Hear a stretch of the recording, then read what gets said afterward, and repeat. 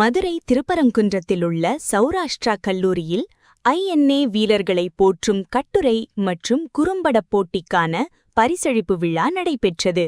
இதில் தமிழக ஆளுநர் ராஜேந்திர விஸ்வநாத் அர்லேகர் மற்றும் கீர்த்தி சக்ரா விருது பெற்ற இராணுவ வீரர் மீனாட்சி சுந்தரம் ஆகியோர் கலந்து கொண்டு உரையாற்றினர்.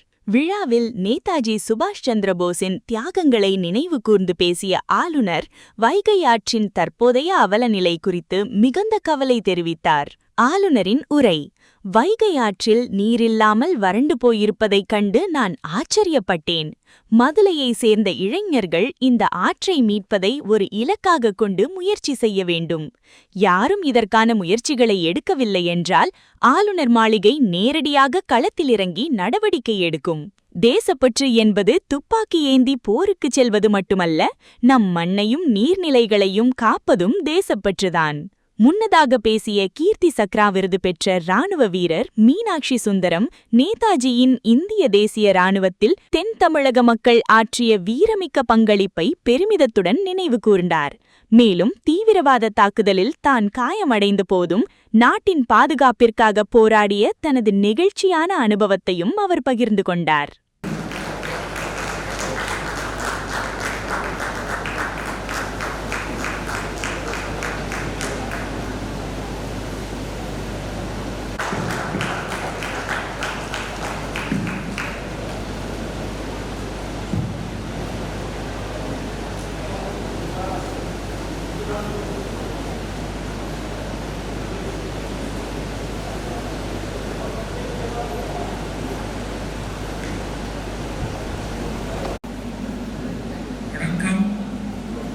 Delighted to be amongst you here for this very different ceremony. It is not the celebration of any anniversary or completing 60 years, 50 years, but this is the ceremony to remember great tradition of ours, which is a patriotic tradition, nationalistic tradition.